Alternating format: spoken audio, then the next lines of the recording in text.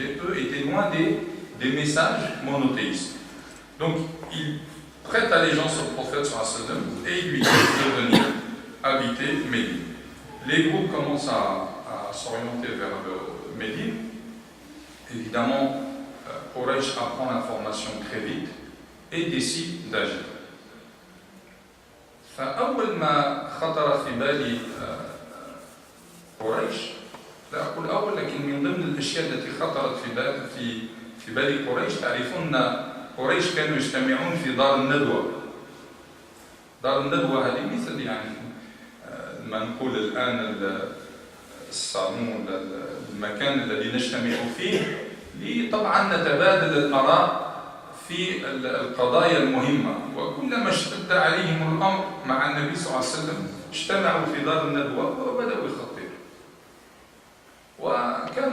كانت الفكرة جاءت من أبي جهل، ومن العلماء من يقول أن إبليس حضر هذه الجلسة وكان على صورة رجل، وأعطاهم الفكرة طبعا أن يقتلوا النبي صلى الله عليه وسلم. فتآمروا وبدأوا يفكروا، وأبو جهل ألقى هذه الفكرة أن كل شاب من كل قبيلة يأخذ سيف ويضرب النبي صلى الله عليه وسلم في وقت معين ضربة رجل واحدا حتى يتفرق على بقية القبائل دم النبي صلى الله عليه وسلم. علاش؟ خاطر القبائل تعرفوا كانوا عندهم نظام العرب، إذا جاء واحد من قبيلة وقتل الآخر فعليه الدية، القبيلة هذيك عليها الدية، لازم تدفع مال لمن قتل. فكانت الفكرة نجمعوا شباب تاع كل القبائل، إذا كاع ضربوا ضربة واحدة ما يمكنش تكون هذه، تتفرق المسؤولية على بقية القبائل. فهنا تلاحظوا أن التآمر على الإسلام ماشي حاجة جديدة. التآمر على الإسلام ليست حاجة أو فكرة جديدة، وأحيانا تأتي بأفكار. شوف يعني أنت عندما تتأمل في الفكرة، فكرة ذكية في الحقيقة، فكرة ذكية، فباش تفهم باللي التآمر على الإسلام يعني أحيانا يجي بذكاء أنت لا تتصوره. Donc je disais, la première des choses, ou une des choses que Quraysh décide de faire, c'est de tuer le prophète sallallahu alayhi wa sallam. Donc qu'est-ce qu'ils se disent? Vous savez que tuer quelqu'un dans une société comme cela, c'était pas quelque chose de facile, parce que dans les clans, dans la règle des clans, celui qui tuait une personne d'un autre clan, eh bien son clan devait payer un tribut. Ce qu'on appelle des dommages et intérêts aujourd'hui. Il devait payer. Et ça, c'est la tribu qui prenait en charge l'acte d'un de leurs membres. Donc Abu Jahl, qui était l'une des personnalités les plus qui avait le plus de haine contre le prophète sallallahu alayhi wa sallam, donne l'idée qu'on rassemble un jeune de chaque clan, et tout ce groupe-là va un jour bien déterminé tuer le prophète sallallahu alayhi wa sallam et donner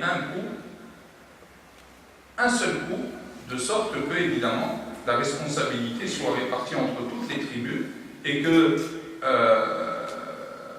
les Banu Abd al-Manaf, donc qui était la tribu du prophète sallallahu alayhi wa sallam, ne puissent pas réclamer le prix du sang à une tribu. Puisque c'est tout le groupe qui l'a fait, la responsabilité est partagée et on est lavé de la responsabilité. Donc vous voyez mes frères, en fait, la conspiration contre l'islam et les musulmans, c'est pas quelque chose de nouveau. Aujourd'hui, quand on voit un petit peu ce qui se passe, c'est pourquoi je disais tout à l'heure, l'histoire elle se répète. L'image que l'on veut donner des musulmans, l'image que l'on donne de l'islam, ce qu'on montre aujourd'hui de l'islam, évidemment, on ne dit pas que tout est faux. Mais c'est clair que tout n'est pas vrai. Aujourd'hui, on est dans le monde de la manipulation.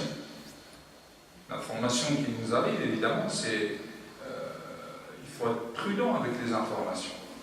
Et dès qu'on peut, évidemment, salir l'islam, on le fait. Donc ça, c'est un réflexe qui n'est pas quelque chose de nouveau. Et vous voyez, par exemple, l'idée de Abu Jahl, c'est une idée en vérité géniale. Quand on regarde l'intelligence.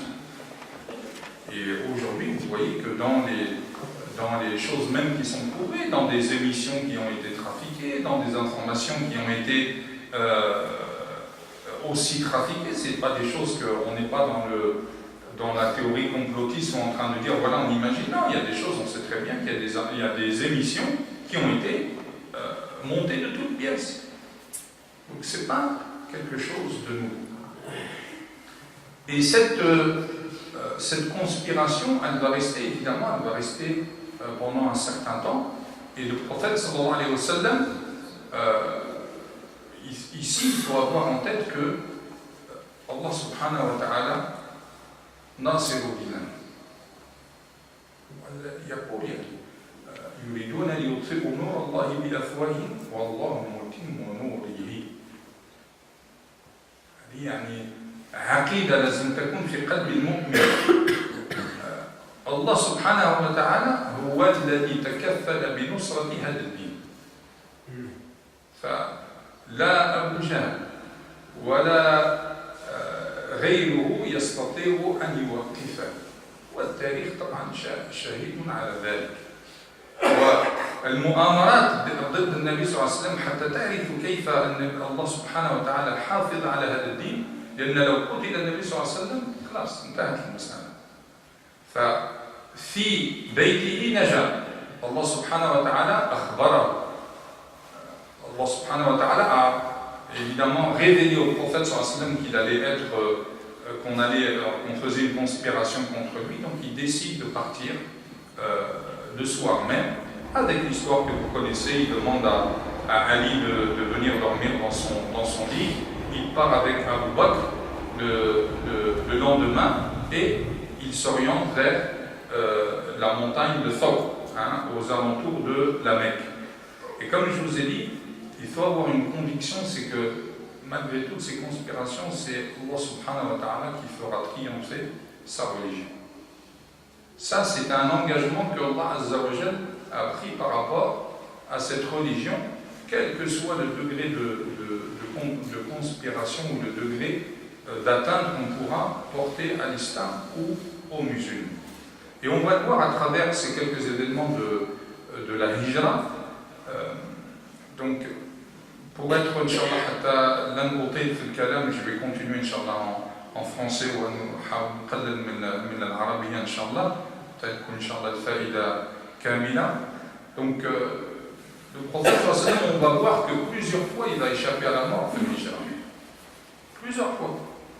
Dans la grotte de Thawr, dans la montagne de Thawr, vous savez que quand Quraysh, quand ils sortent de la Mecque, ils ne partent pas tout de suite vers Al-Madina. Ils partent dans une grotte d'une montagne qui s'appelait Thawr.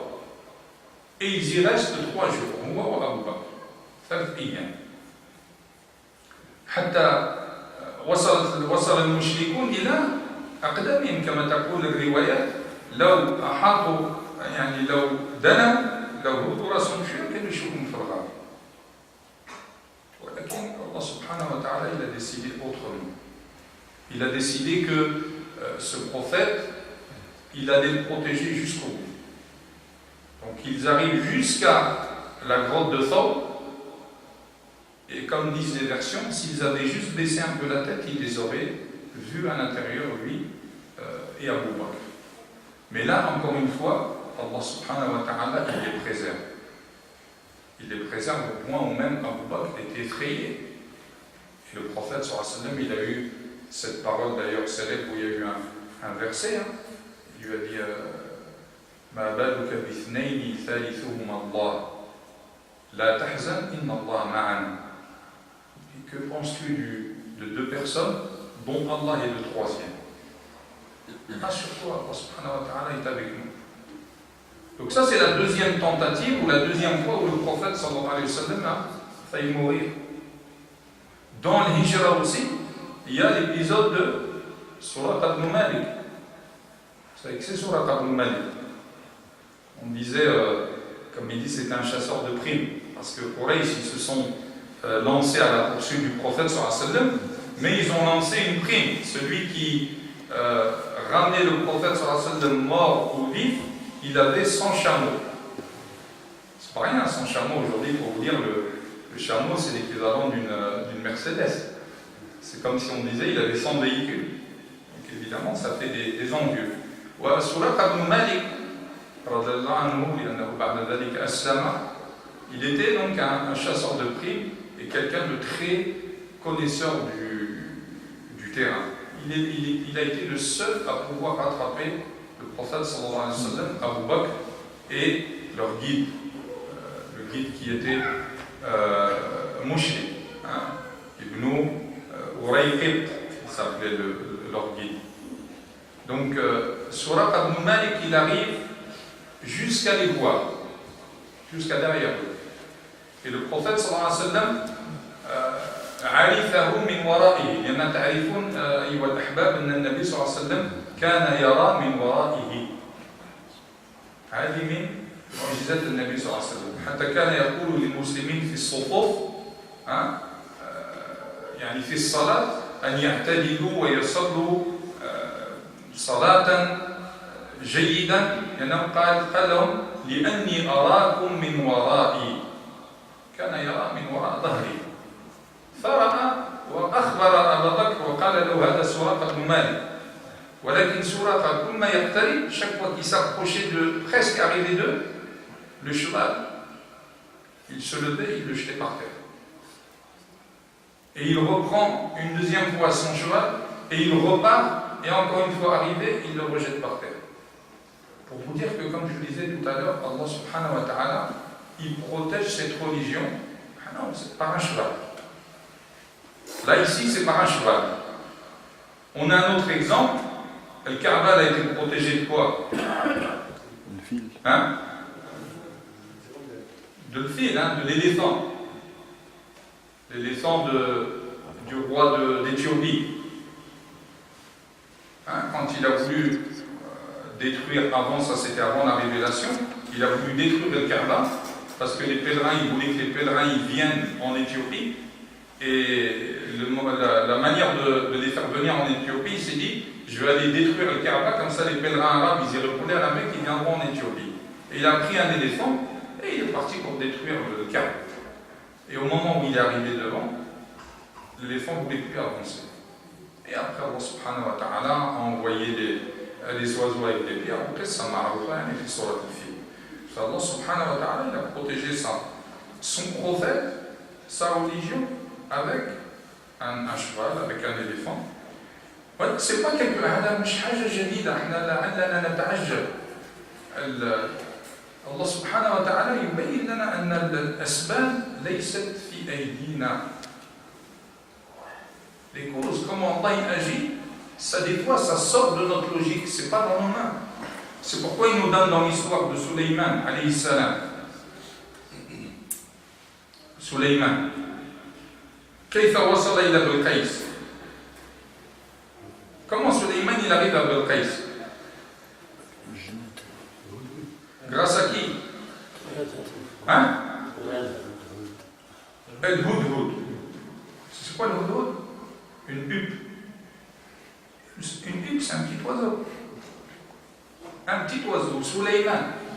كان يعني الريح يجري بأمره.